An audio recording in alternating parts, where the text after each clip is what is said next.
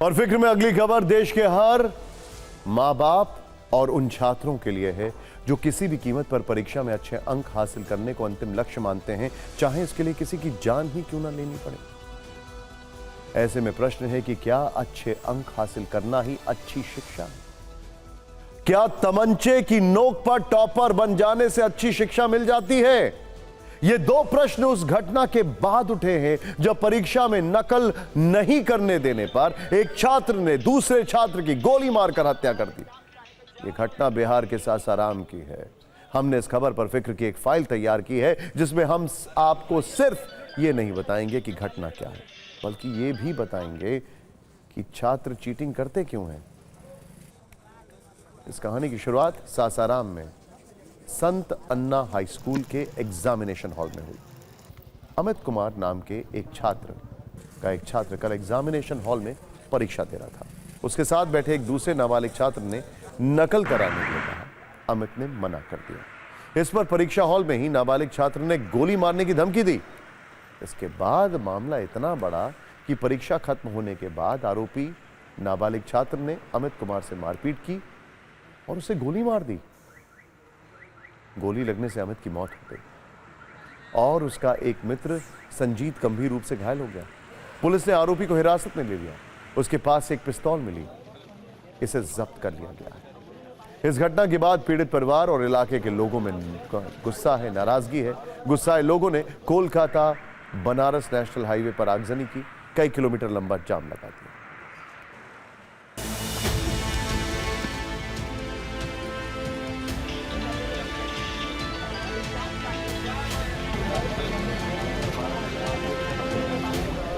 छात्र को आपस में एक गोलीबारी हुआ था। उसी में एक छात्र को पैर में लगा था और एक छात्र को पीठ में लगा था। और उसमें से जब इलाज के क्रम में एक छात्र का मृत्यु भी हुआ था। प्रकाश में आ रहा है कि एग्जामिनेशन हॉल में पेपर नहीं दिखाने का वजह बताया जा रहा है। उसका वो जांच का बिंदु है, अभी हम पता कर लेंगे उसका क्या है। मेन अक्यूज रहे वो भी नाबालिग है, वो गिरफ्तारी हुआ। जो वेपन से वो गोली चलाया था वो भी पूरा बरामद हुआ। जब हम एग्ज़ाम हॉल में शांति से हम लोग एग्ज़ाम दे रहे थे तो वो लड़का कुछ पढ़ा नहीं था, इसलिए हम लोग को बोल रहा था कि फेंक दे रहा था क्वेश्चन पेपर, अपना बोल रहा था लीक नहीं तो बम से उड़वा देंगे। और छुट्टी के टाइम वो लड़का बुलाया था तो वहाँ पर हम लोग कैसे भी भैया भैया बोल के वहाँ से निकल गए। फिर उन लोग बोला कि कुछ नहीं होगा, जाओ तुम लोग। और वहीं लोग फिर हम लोग ताराचंडी जैसे क्रॉस कर रहे थे तो बिना कुछ बोले अंधाधुंध फायरिंग करने लगा।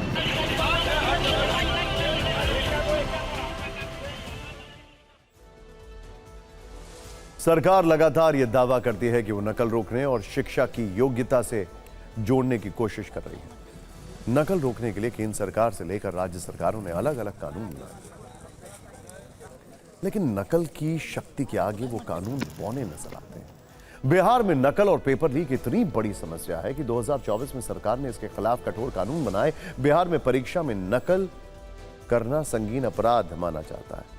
इसमें 3 से 10 साल की सजा है और 10 लाख से 1 करोड़ रुपए तक के जुर्माने का प्रावधान है। वैसे बिहार में नकल पीढ़ियों पुरानी समस्या रही है। इस पर रोक लगाने के लिए सबसे पहले 1981 में कानून बना था, लेकिन नकल करने या करवाने पर सिर्फ 6 महीने की ही सजा थी, जिसे बढ़ाकर अब 3 वर्ष से 10 वर्ष तक की सजा का प्रावधान कर दिया गया है। लेकिन इस कठोर कानून का नकल करने वालों पर ज्यादा असर अभी नहीं दिखा। Excuse me. समझना यह भी जरूरी है कि बच्चे नकल करते क्यों हैं। ब्रिटेन में इस पर एक रिसर्च हुई है, जरा ध्यान से देखिएगा। स्टूडेंट रूम रिसर्च की इस रिपोर्ट के मुताबिक 14% छात्रों ने स्वीकार किया कि शिक्षक ने ही नकल कराई। 33% छात्र जो हैं उन्होंने माना कि उन्होंने कभी ना कभी नकल की है। 43% छात्रों ने गणित में और 19% ने अंग्रेजी में नकल की। ब्रिटेन में 19% अंग्रेजी में है और 43 गणित में। ब्रिटेन इसीलिए 19% है, वरना यह आंकड़ा और बढ़ सकता था। 43% ने इम्तिहान के दबाव से निजात पाने के लिए नकल की। 28% ने परिवार के बेहतर रिजल्ट लाने के दबाव में नकल की। 18% ने इसलिए नकल की क्योंकि उनके दोस्त नकल करते हैं। FOMO factor, fear of missing out जिसे कहते हैं अंग्रेजी में।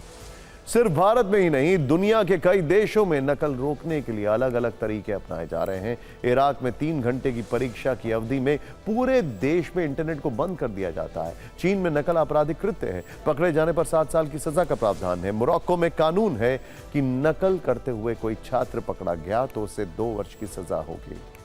एक रोचक जानकारी यह भी है कि दावा किया जाता है कि तकरीबन 1000 वर्ष पहले दुनिया में सबसे पहले चीन में परीक्षा प्रणाली शुरू हुई थी और पहली परीक्षा में ही नकल की शिकायतें आम हुई। यह तब था जब नकल करने वाले और उनकी मदद करने वालों के लिए मृत्यु दंड का प्रावधान था। दरअसल बिहार परीक्षाओं में नकल के लिए बदनाम रहा है। 2014 की एक तस्वीर बहुत वायरल हुई जिसमें बिहार के वैशाली जिले के एक स्कूल में बड़ी संख्या में परीक्षार्थी नकल कर रहे थे और उन्हें नकल कराने के लिए जान जोखिम में डालकर दीवार पर चढ़कर मदद पहुंचाई जा रही थी। इस तस्वीर के वायरल होने के बाद बिहार में परीक्षा व्यवस्था पर गंभीर सवाल उठे थे। लेकिन सिर्फ बिहार ही नहीं, देश के अलग अलग हिस्सों से चीटिंग कराने की ऐसी तस्वीरें आती रहती। यहां समझना यह भी है कि आखिर छात्र नकल करते क्यों हैं। दरअसल हमारे देश में योग्यता से ज्यादा सफलता पर फोकस किया जाता है। जानकारी और ज्ञानवान होना नहीं बल्कि ज्यादा नंबर हासिल करना महत्वपूर्ण होता है। शिक्षा व्यवस्था और सामाजिक व्यवस्था ऐसी है जिसमें कम अंक आने पर समाज में उस बच्चे को हीन भावना से देखा जाने लगता है। कम नंबर आने पर छात्रों को बड़े कॉलेज में एडमिशन नहीं मिलता है, उसे अयोग्य मान लिया जाता है, जबकि ज्यादा नंबर हासिल करने वालों को समाज इज्जत देता है और कॉलेज एडमिशन देते, फिर चाहे वो नंबर नकल करके ही क्यों ना आए हों।